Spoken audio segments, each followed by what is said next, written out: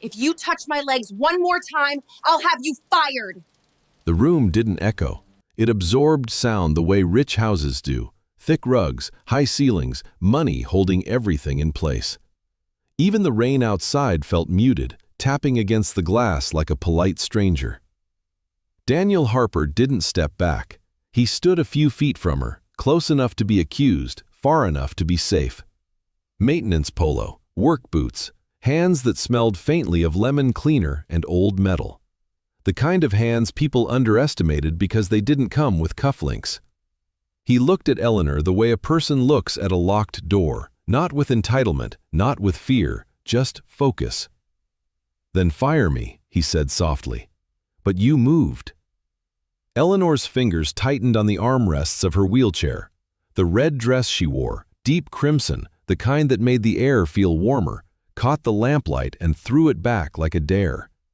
"I didn't move," she snapped. Daniel's gaze lowered, not to stare, but to confirm what his instincts already knew. "Your left foot flinched," he said, "when you got angry. It's subtle, it's real." The silence after that was not empty. It was full of everything Eleanor didn't want to be true. Her jaw flexed. She reached toward the small silver button mounted near the side table, the one that summoned her staff with a single press. Daniel didn't rush her. He didn't plead. He didn't raise his voice. "Eleanor," he said, like he was handing her something fragile. "You can hate me later, but don't lie to yourself right now." Her finger hovered over the button. Outside, lightning flashed, brief, white, merciless. For a second, the room looked like a photograph. The woman in the red dress, the man in work boots, the chair between them like a throne and a prison at the same time. Then Eleanor whispered, almost to herself, "Who do you think you are?" Daniel swallowed once. "Someone who's seen this before," he said, "and someone who's not going to let you disappear in front of me." Eleanor's breath hitched, not because she believed him, because a part of her wanted to, and to understand why that desire terrified her more than paralysis ever did, we have to go back to the night they first met. Seattle didn't do drama loudly. It did it in rain, in fog, in the kind of gray that made you question your own thoughts. The Brooks Foundation's annual gala took place on the top floor of a glass-walled building downtown. An art museum turned into a theater of elegance for one night. Strings played something soft and expensive. Champagne floated through the air like perfume. The city below glittered, distant and indifferent. Daniel Harper wasn't supposed to be seen. He moved through the back corridors where the polished world met the machinery that kept it running. Service elevators, mop sinks, utility closets. He'd been hired a month earlier by the building's facilities contractor, and most nights he worked quietly, fixing what people didn't notice until it broke.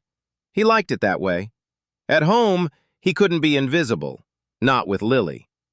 Lily Harper was 7, small and bright-eyed, a child who spoke like she'd been listening to adults her whole life. Daniel packed her lunch every morning, braided her hair when she let him, read her the same bedtime story until he could recite it with his eyes closed.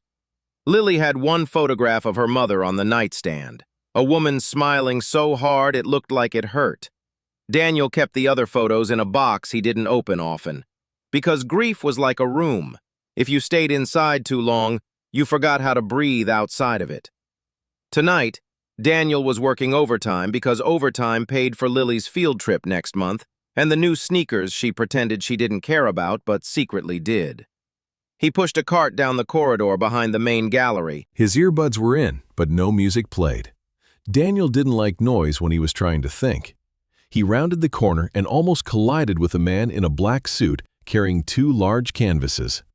"Watch it," the man hissed, then stiffened when he saw Daniel's uniform. Like the uniform itself offended him. Daniel stepped aside without comment. The man hurried past, disappearing into the grand hall where donors laughed like nothing could touch them. Daniel kept moving. That was when he saw her. Eleanor Brooks. Even people who claimed they didn't care about the Brooks name cared. Not because of gossip, but because Eleanor had a kind of influence you couldn't buy with charm alone. She chaired the foundation. She funded research. She held board members in place with a look. She was the kind of woman who could turn a conversation into a contract. and she was in a wheelchair. She sat in the center of the private viewing room, reserved for the foundation's top donors, framed by a wall-size painting behind her, an abstract storm of reds and blacks that looked like a heart cracked open. Eleanor wore a red dress that was not soft. It was structured, intentional. The dress didn't say, "Please like me." It said, "Try to stop me." Her hair was pinned back, exposing sharp cheekbones and a mouth that had forgotten how to relax. Around her, assistants hovered like satellites, careful not to touch her chair without permission. A man leaned close to whisper something in her ear. Eleanor didn't even turn her head. "No," she said, and the man stepped back like he'd been slapped. Daniel shouldn't have been staring. He didn't stare at people. He didn't want trouble. Trouble wasn't good for Lily. But there was something about Eleanor's stillness that felt too deliberate, like a performance she was trapped inside. Daniel pushed his cart past the doorway, eyes down, and then he heard her. Not laughter, not conversation, a sound like a breath swallowed too fast. Daniel paused without meaning to. Through the open doorway, he saw Eleanor's hand trembling just slightly as she lifted a wine glass. Her knuckles were pale. Her face was composed, but her eyes, steel gray and sharp, had a thin, exhausted shine to them. A woman standing nearby smiled politely. "Eleanor, you're so strong." Eleanor's gaze didn't soften. "I'm tired," she replied. The words weren't dramatic. They weren't meant for sympathy. They were simply true. The woman laughed nervously, as if truth made her uncomfortable. Of course, just a long night." Eleanor's fingers tightened again. Daniel saw it, the micro gesture of restraint, like she was holding something back inside her own body. His cart's wheel squeaked.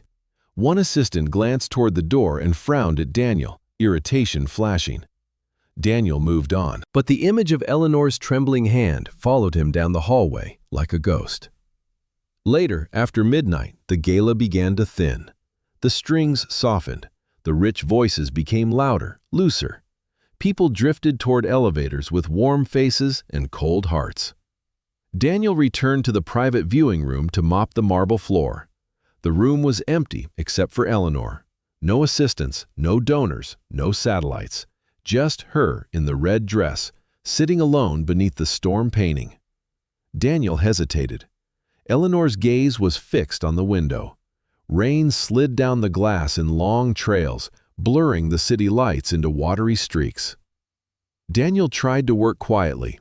The mop swished, the bucket rolled. Eleanor spoke without looking at him. "They told me I'd never walk again," she said. Daniel froze for a second, surprised she'd spoken at all. He didn't answer. He wasn't invited into her world. Eleanor continued, voice almost conversational. "Then 6 months later, another specialist said I should be able to. No spinal damage, no nerve severed, everything intact." She made quotation marks with her fingers, the gesture precise and bitter. And still, nothing. Daniel set the mop handle against his shoulder. He didn't know why he stayed. Maybe because her voice didn't sound like arrogance right now. It sounded like a person locked in a room with no door. "I'm sorry," Daniel said quietly. Eleanor finally turned her head. She looked at him like she was seeing him for the first time, not as background. Her eyes swept over his uniform, his boots, his tired face. "Don't," she said. "Don't what?" "Don't pity me." Daniel held her gaze. "I'm not." Eleanor let out a short laugh that had no warmth. "Everyone is." Daniel's throat tightened. He thought of the way Lily's face looked when she tried not to cry in the school parking lot because she didn't want to embarrass him. He thought of the way grief disguised itself as pride. "I don't know you well enough to pity you," he said, "but I know you well enough to hear you." That startled her. Eleanor blinked once. "You're bold for a man with a mop." Daniel's mouth twitched. "I've been called worse." Eleanor's gaze narrowed, sharp again, armor sliding back into place. "Then keep your hearing to yourself. I didn't ask for an audience." Daniel nodded like that was fair. He resumed mopping, but the silence between them changed. It wasn't empty anymore. It was waiting. Daniel tried to forget Eleanor Brooks. He made breakfast. He drove Lily to school. He fixed a leaky faucet in their apartment. He worked his shifts. He kept his world small because small worlds were easier to protect. But Eleanor's stillness didn't leave his mind. A week later, he saw her again. This time, it wasn't a gala. It was an afternoon event at the museum, an exhibition opening. Eleanor arrived with staff, cameras flashing, her red dress swapped for a tailored red blazer like she was making a point. "I'm still here." Daniel was in the corridor polishing brass fixtures. He wasn't supposed to watch, yet he noticed everything. Eleanor smiled for photos. She shook hands with donors. She spoke into microphones with a voice that sounded like control made human. Then a reporter asked, "How are you holding up, Ms. Brooks?" Eleanor's smile didn't move. "I'm thriving," she said. Daniel watched her right hand tighten on her lap. He saw the tendons in her wrist rise like wires. When the cameras turned away, Eleanor's face fell for half a second. So fast most wouldn't notice. Daniel noticed. He shouldn't have, but he did. Later that night, Daniel returned home to Lily coloring at the kitchen table. She wore pajamas with tiny stars and had marker ink on her cheek. "You were late," Lily said without looking up. "Got held up," Daniel replied, leaning down to kiss the top of her head. Lily's crayon paused. "Was it that lady again?" Daniel froze. "What lady?" Lily finally looked up. Her eyes were big, serious. "The red one." Daniel's chest tightened. "You saw her?" "At the museum," Lily said. "My class went last week. She was there. She looks—" Lily searched for words like she was trying to be kind to someone she didn't know. "She looks like she's standing inside, but scared to fall." Daniel swallowed hard. Kids were like that. They saw the thing adults spent years hiding under language. Daniel forced a small smile. "That's a strange way to describe someone." "It's true," Lily insisted. "She's lonely in the loud." Daniel didn't answer, because something in him recognized that phrase like a bruise being pressed. Lonely in the loud. That was grief. That was trauma. That was surviving with a straight face. Daniel cleaned up Lily's markers and told her it was bedtime. After she fell asleep, he sat at the small kitchen table and opened the drawer where he kept an old notebook. His wife's notebook. Mara Harper had written in it during the year after Lily was born, after the panic attacks, after the nightmares, after the days when Mara said she couldn't feel her legs. The doctors called it functional neurological disorder. Another called it conversion disorder, like her body had converted pain into paralysis. Daniel had learned quickly, you couldn't argue trauma into disappearing. You had to sit in the dark with it until it trusted you enough to show its face. Mara's handwriting on the page looked like a heartbeat. "Today I felt my toe twitch. I cried, not because it was fixed, because it meant I was still here." Daniel closed the notebook, breath trembling. He had watched Mara heal, and then he had watched her die. A car accident on a wet road. A phone call that shattered time. A funeral where people told him he was so strong, like strength was a compliment and not a cage. Daniel had promised himself he would never step into that kind of hope again. Hope was dangerous. Hope got you killed. So why was he thinking about Eleanor Brooks? Because something in his body, something older than reason, recognized her stillness, and he couldn't unsee it. It happened on a Thursday night. Daniel was mopping near the museum's private wing when he heard raised voices behind a closed door. He shouldn't have listened. But the door was slightly ajar, and Eleanor's voice cut through the hall like glass. "I said no," she snapped. A man's voice replied, smooth and annoyed. "You can't keep doing this, Eleanor. The board needs you to. The board needs me to perform," Eleanor shot back. "Say it honestly." Silence. Then another voice, female, soft, controlled. "Ms. Brooks, your speech is in 10 minutes. We need your approval." Eleanor let out a slow breath, like she was trying not to scream. Daniel's hand tightened around the mop handle. He didn't know what pushed him. Maybe the memory of Mara begging him not to leave her alone in her worst moments. Maybe Lily's words. Maybe the fact that Eleanor sounded like someone about to drown quietly. Daniel stepped to the door and knocked once. The voices stopped. A second later, the door opened. An assistant stood there, eyes sharp. Can I help you? Daniel's mouth went dry. Behind the assistant, Eleanor sat in her wheelchair, red blazer vivid against the gray room. Her gaze landed on Daniel with instant irritation, like she remembered him and resented it. "What is it?" she asked. Daniel should have apologized and left. Instead, he heard himself say, "You're holding your breath." Eleanor's eyes narrowed. "Excuse me?" Daniel's pulse pounded. "When you get stressed, you hold your breath. Your shoulders lift, your jaw locks. You're doing it right now." The assistant looked scandalized. The man in the suit frowned. "Who are you?" Daniel's voice stayed calm, though his hand shook. "Maintenance." Eleanor's mouth curled. "Of course you are." Daniel looked at her directly. "You're not broken," he said. "You're bracing." The room went still. Eleanor's face froze, expression snapping into something dangerous. "Get out!" Daniel didn't move.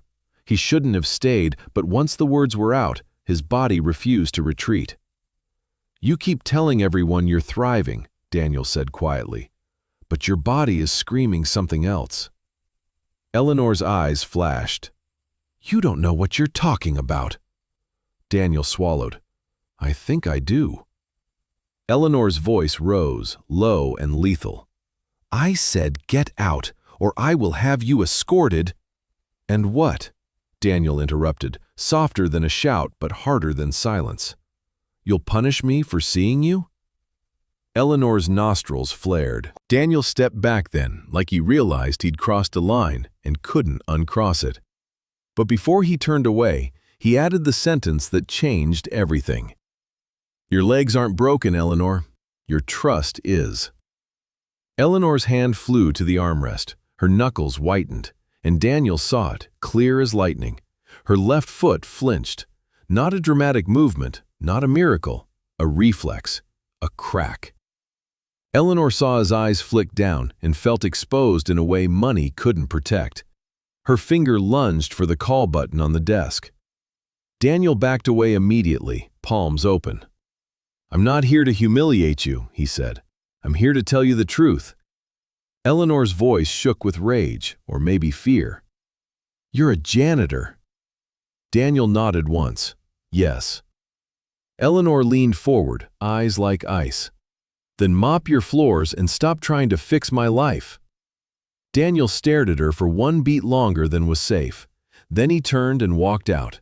His legs felt heavy, not because he was afraid of losing his job, because he had felt it, the pull of hope, and it scared him more than any firing ever could.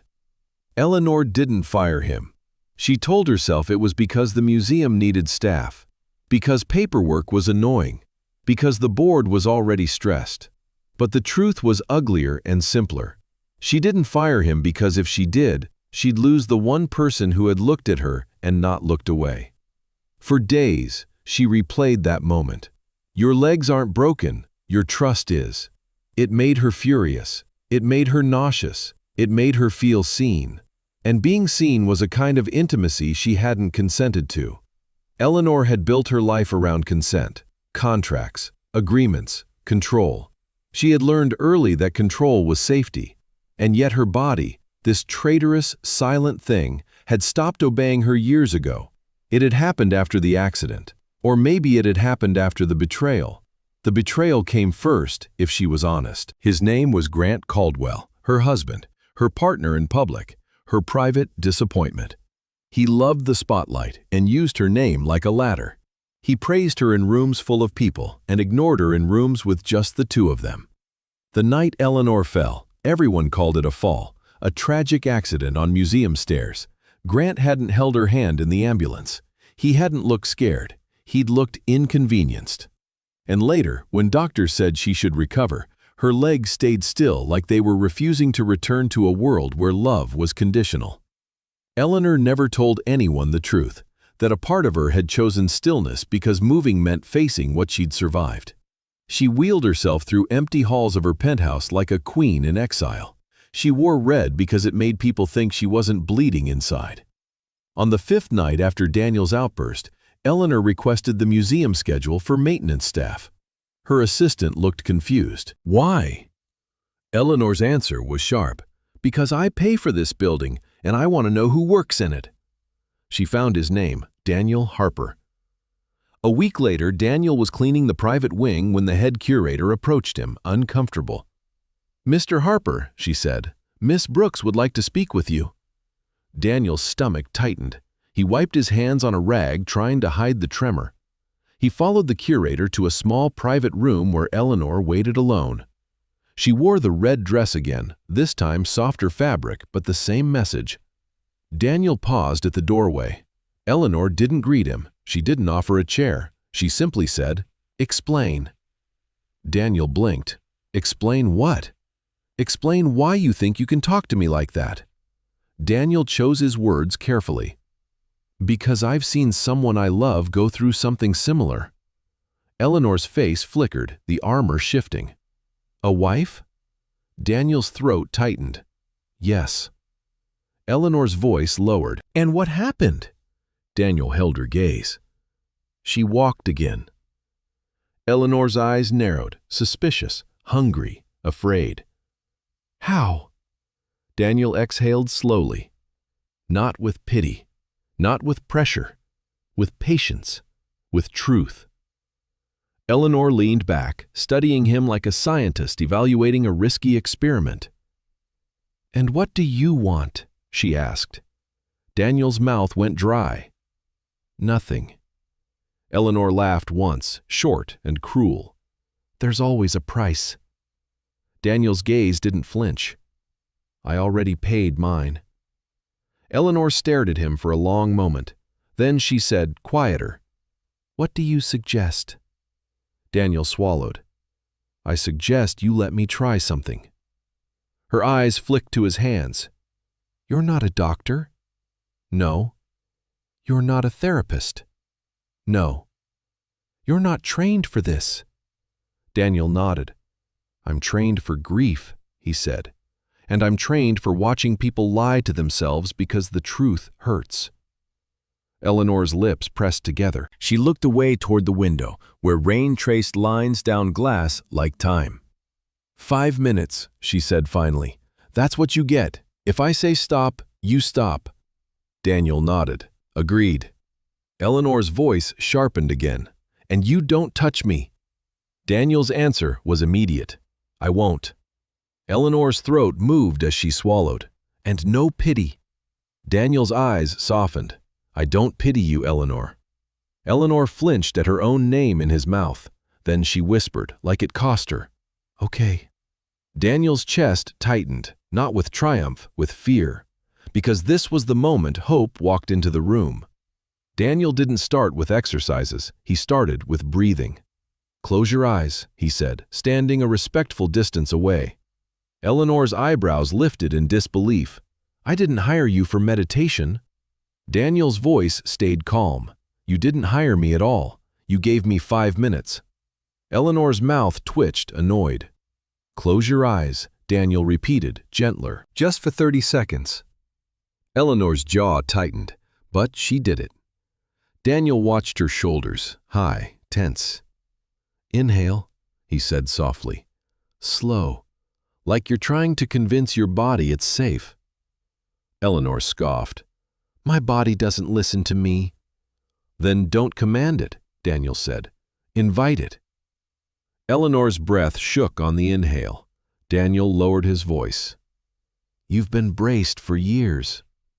Eleanor's eyelids fluttered, angry tears threatening. "You don't know what you're saying." Daniel didn't argue. He waited. The room was quiet enough to hear the rain. Finally, Eleanor whispered, "I hate this." Daniel nodded like that was allowed. "Good." Her eyes snapped open. "Good?" "Yes," Daniel said, "because hate means you still feel something. Numb people don't hate." Eleanor stared at him, breath uneven. "You talk like—" She cut herself off. "Like what?" Daniel asked. "Like you've done this before." Daniel's gaze drifted briefly to the corner of the room, as if he could see something that wasn't there. "My wife," he said. Eleanor's face softened for half a second. Then her voice sharpened again, defensive. "Don't make me your project." Daniel stepped back slightly. "You're not my project." Eleanor's eyes searched his face. "Then what am I?" Daniel's answer came quiet and dangerous. "You're a person," he said, "who's been treated like a headline for too long." Eleanor's throat tightened. She looked away, blinking fast. Daniel reached into his bag and pulled out a small notebook, worn edges, soft cover. Eleanor's gaze snapped to it. "What is that?" Daniel held it up like he was asking permission just by existing. "My wife's journal," he said. "She wrote when she couldn't feel her legs, when she thought she'd never be herself again." Eleanor stared at the notebook like it might burn her. Daniel didn't move closer. "You don't have to read it," he said. "But I brought it because it's proof you're not alone in this kind of fear." Eleanor's voice went thin. "She got better." Daniel nodded once. Eleanor swallowed. "And then?" Daniel's mouth tightened. "And then she died." The words dropped heavy between them. Eleanor's eyes widened slightly, startled by the bluntness. Daniel's gaze didn't beg for sympathy. It just held grief like a stone he'd learned to carry without dropping. Eleanor's voice softened despite herself. "I'm sorry." Daniel nodded, accepting it without drama. Silence filled the room. It wasn't awkward, it was human. Then Eleanor's voice, quieter than before. "Read me something." Daniel blinked. "What?" "From the journal," Eleanor said, almost impatient, like she hated wanting anything. "Read me one line. If it's nonsense, you leave." Daniel hesitated. Then he opened the notebook carefully, like it was sacred. His finger found a page he knew by heart. He read, "Today I felt my toe twitch. I cried, not because it was fixed, because it meant I was still here." Eleanor didn't move, but her eyes, those steel gray eyes, shimmered. She swallowed hard. Daniel continued, voice lower. "I realized the scariest part wasn't the paralysis. It was the idea that if I moved again, I'd have to feel everything I tried to bury." Eleanor's breath caught. Daniel closed the notebook gently. Eleanor whispered, almost to herself, "That's true," Daniel finished for her. Eleanor's lips trembled with anger, with pain, with recognition. "So what, Daniel? You think I'm just faking it?" Daniel stepped closer, not invading, just present. "No," he said. "I think your mind built a wall so you could survive what you didn't want to feel."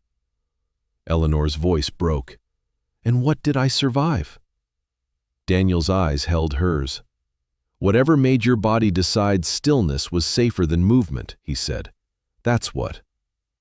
Eleanor's hands clenched on her lap. "You don't know me." Daniel's voice softened like rain. "Then tell me." Eleanor shook her head hard. "No." Daniel nodded. "Okay." The ease of his acceptance startled her. It made her suspicious. "You're not going to push?" she asked. Daniel shook his head. "You've been pushed your whole life. I'm not here to shove you toward healing like it's a deadline." Eleanor's throat tightened again, betraying her. For a long moment, she stared at the rain. Then she said, barely audible, "I didn't fall." Daniel's body went still. Eleanor laughed once, bitter and hollow. "Everyone says I fell, like I slipped on my own tragedy." Daniel didn't speak. Eleanor's voice dropped. "I jumped." The room changed. Daniel's breath held. Eleanor stared straight ahead, eyes wet but unblinking. "Not because I wanted to die," she said quickly, like she needed to correct the narrative before it could hurt her. "Because I wanted him to stop looking at me like I was furniture." Daniel's jaw tightened. "Grant," Eleanor whispered, and the name sounded like poison. He loved my money. He loved my parties. He loved the way people said Brooks like it meant salvation. She swallowed hard. But when it was just us, I didn't exist. Daniel's voice was low. You tried to make him see you. Eleanor's laugh cracked. I tried everything, and then one night I realized the only time he looked scared was when I said I was leaving. So I did something desperate, something stupid. Her eyes finally turned to Daniel's. And after I landed, she whispered, he didn't even come to the hospital. He sent flowers and a lawyer. Daniel's hands clenched at his sides. Eleanor's voice turned sharp again, protective. So don't tell me I'm brave. Don't tell me I'm strong. My legs stopped because my body finally decided it was done pretending. Daniel's throat tightened with a fierce, quiet tenderness. He stepped closer, still not touching. You didn't lose your legs, Daniel said, voice steady. You surrendered them to survive. Eleanor's face crumpled. She tried to hold it in. She tried to keep dignity like armor, but tears broke through anyway. Not elegant tears, not pretty, human tears. Eleanor covered her mouth, shaking. Daniel didn't rush to comfort her with touch. He did something rarer. He stayed. Minutes passed like that. Rain, breath, sobs, silence. Then Eleanor lowered her hands slowly. Her voice was raw. I'm scared. Daniel nodded. I know. Eleanor looked at him like she was seeing him for the first time. Why do you care? She whispered. Daniel's eyes shone with something old and bruised.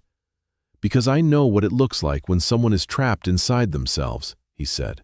And I know what it costs when everyone around them calls it strength. Eleanor's breath shook. Daniel's voice softened. And because your life isn't over, Eleanor. She blinked, tears on her lashes.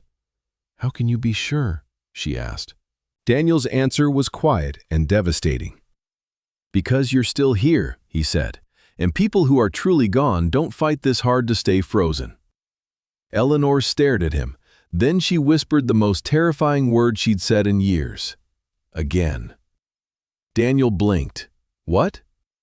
I want to try again, she said, voice trembling. Not the breathing, the movement. Daniel swallowed, fear and hope tangling inside him. He nodded once. Okay. Eleanor's voice cracked. But if I fail? You won't, Daniel said. Eleanor's eyes flashed. Don't lie. Daniel held her gaze. If you fail, he corrected, we try again, that's all. Eleanor stared at him like she didn't know what to do with a man who offered perseverance instead of promises. Then she nodded. Outside, the rain kept falling, but inside, something shifted, quiet, invisible, monumental. Weeks passed. Healing wasn't cinematic in the way people wanted. It wasn't a montage of miracles. It was small movements that felt humiliating to someone like Eleanor. A toe twitch, a knee tremor, a foot sliding half an inch on a towel. Eleanor hated how slow it was. She hated how intimate it felt to be guided by a man who refused to worship her power. Daniel hated how much he cared, because caring meant risking grief again. But then there were moments, tiny, unexpected, when life cracked open and let warmth in. Like the day Lily met Eleanor. It happened at a park near the museum on a Sunday morning that smelled like wet pine and cold coffee. Daniel brought Lily there because she'd begged to feed ducks, and he couldn't say no to the kind of childhood he was afraid she'd lose too soon. Eleanor sat under a tree with sunglasses on, alone, her wheelchair angled toward the pond like she was trying to pretend she wasn't waiting for anyone. Daniel saw her and hesitated. He could have turned around. But Lily spotted the red sweater Eleanor wore and tugged Daniel's sleeve. That's her, Lily whispered. The red one. Before Daniel could stop her, Lily ran forward, doll in hand, an old rag doll with mismatched button eyes and a stitched ear. Lily stopped right in front of Eleanor like it was the most normal thing in the world. Eleanor looked down, startled. I know you, Lily announced. Eleanor's mouth twitched. Do you? You were at the museum, Lily said. You looked like you needed a friend. Eleanor blinked, caught off guard by the bluntness. Daniel approached quickly, apologetic. I'm sorry, she doesn't. Lily turned, offended. I do know manners, Dad. Eleanor studied Lily, then Daniel. You're his daughter, Eleanor said, almost like she was putting pieces together. Daniel nodded. Yes. Lily held up the rag doll solemnly. This is Junie. She's been through stuff. Eleanor stared at the doll like it was ridiculous. Then Lily added, softer, broken things are still people. Daniel felt his chest tighten. Eleanor's face changed, just slightly. She stared at Lily for a long moment, then asked quietly, Who told you that? Lily shrugged. My mom used to say it. Eleanor's eyes flicked to Daniel. Something passed between them that wasn't spoken. Grief recognizing grief. Eleanor looked back at Lily. Her voice softened. That's a wise thing to say. Lily nodded like wisdom was normal. You can hold Junie if you want. She doesn't judge. Eleanor hesitated. Then, slowly, she reached out and took the doll. Her fingers trembled the way they had with the wine glass that first night. But this time, she didn't hide it. She stared at the stitched ear. I like her, Eleanor whispered. Lily smiled. She likes you too. Daniel watched, stunned by the tenderness of it. Eleanor handed Junie back carefully. Lily leaned in, whispering like it was a secret. You don't have to be scary all the time. Eleanor's breath caught.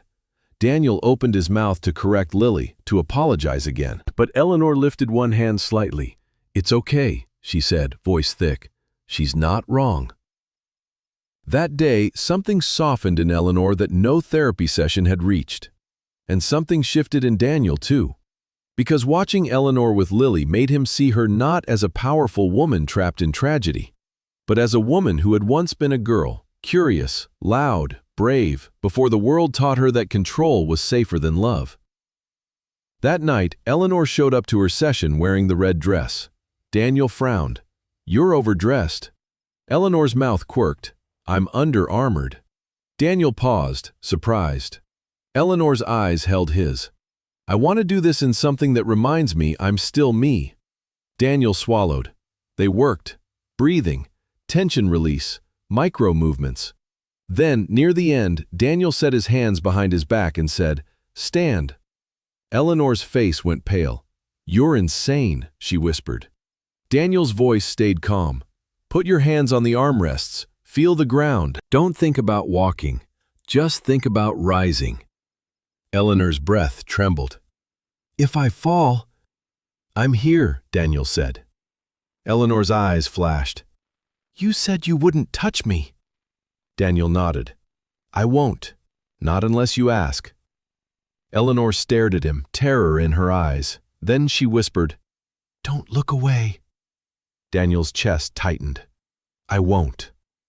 Eleanor placed her hands on the chair. She pushed. Her arms shook. Her shoulders tensed. Her face twisted with effort and shame and rage. For a moment, nothing happened. Then her body lifted, 1 inch, 2. Eleanor gasped like she'd been underwater for years. Her knees trembled violently. She almost collapsed back down, but she didn't. She stood, not straight, not steady, but standing. Eleanor's mouth opened, silent. Tears filled her eyes instantly. Daniel's vision blurred. He didn't move. He didn't cheer. He just watched her like she was the most sacred thing he'd ever witnessed. Eleanor's voice came out broken. I'm here, Daniel finished softly. You're still here. Eleanor's knees buckled, and she sank back into the chair, breathing hard, shaking.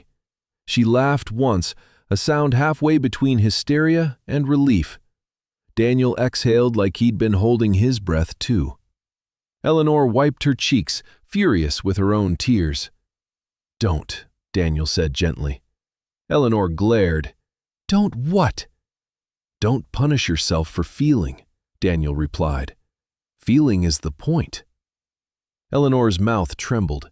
Then, so quietly it barely existed, she said, Thank you. Daniel's throat tightened. For what? For not treating me like a spectacle, Eleanor whispered. For staying. Daniel's voice went rough. I know what it's like to beg someone not to leave you in the dark, he said. I couldn't do that to you. Eleanor's breath caught. And Daniel? She asked, voice small in a way that didn't match her reputation. Yes? I don't want to walk alone anymore. The sentence hit Daniel like a wave. He stared at her, stunned by the honesty of it. Eleanor's eyes held his, unshielded. Daniel's voice dropped to a whisper. Are you sure? Eleanor nodded once. For the first time in my life, she said, I know exactly what I'm scared of. Daniel swallowed. What? Eleanor's lips parted and her voice broke on the truth. Losing this.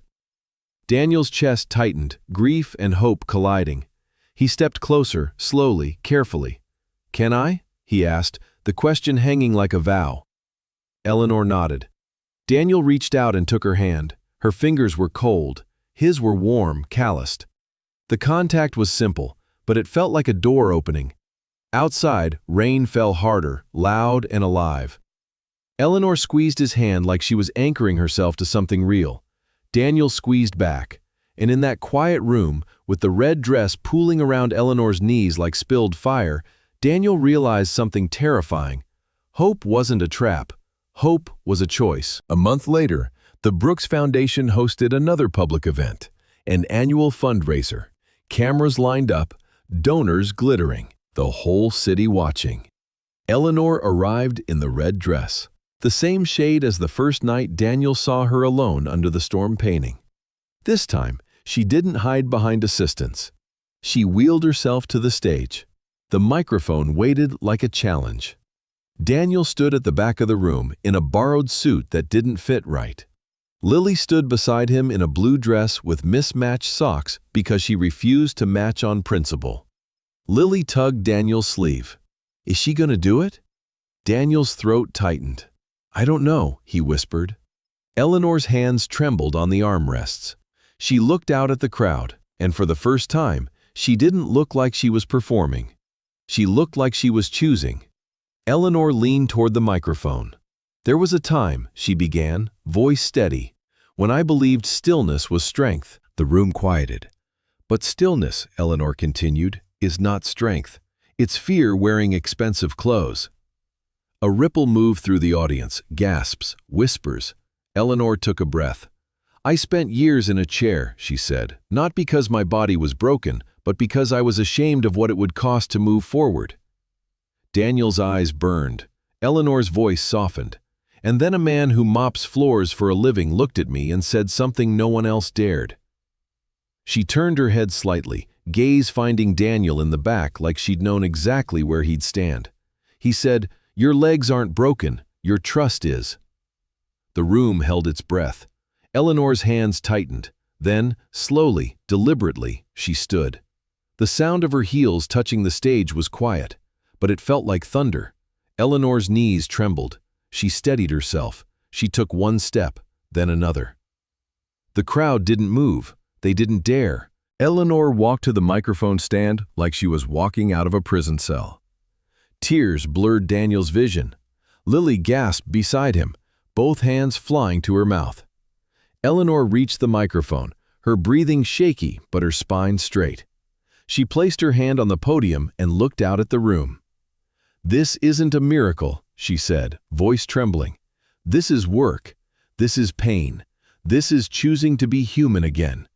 The crowd erupted, applause, cries, people standing. But Eleanor didn't look at them. She looked at Daniel. And Daniel looked back. Across all that noise, across all that money, across all those years of isolation, they held each other with nothing but a gaze. After the event, Eleanor stepped onto the terrace outside the venue, shoes in hand, bare feet cold against the stone. Daniel followed, the door closing softly behind him. Seattle rain misted the air. Eleanor laughed quietly. I'm soaked. Daniel smiled, gentle. You're alive. Eleanor turned to him. Her eyes were soft, unguarded, almost young. When I stood up tonight, she whispered, I didn't feel proud. Daniel waited. I felt free, Eleanor finished. Daniel nodded slowly. Freedom isn't in walking, he said. It's in deciding you don't have to stay frozen. Eleanor's breath shook. She stepped closer. Daniel, she said, voice barely there. I'm tired of standing alone. Daniel's chest tightened so hard it hurt. He reached out, slow and careful, and cupped her cheek with his hand, warm against her damp skin. Eleanor closed her eyes like she'd been waiting for someone to hold her without asking her to be anything first.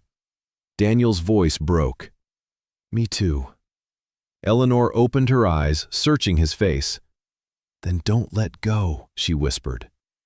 Daniel leaned in. He kissed her, no rush, no performance, not a spark, a sunrise, warm, steady, like the beginning of a life that didn't end in tragedy. Behind them, the terrace door creaked. Lily peeked out, saw them, and grinned like she'd just witnessed magic.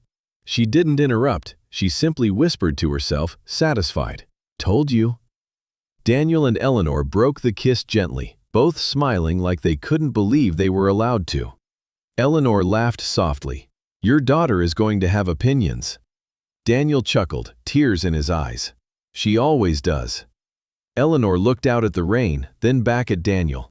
I'm scared, she admitted. Daniel squeezed her hand. I know. Eleanor's voice turned steadier. But I'm not scared of walking anymore. Daniel's gaze softened. What are you scared of? Eleanor smiled through tears. Being loved, she whispered, and not knowing what to do with it. Daniel leaned his forehead to hers. Then we learn, he said. Slow, honest, together. The rain fell around them like a blessing Seattle didn't know it was giving.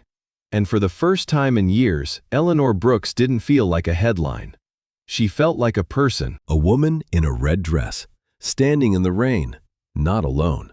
If this story touched a quiet place inside you, if you've ever felt frozen by what you survived, leave a comment with one sentence you wish someone had told you back then. You're not alone here.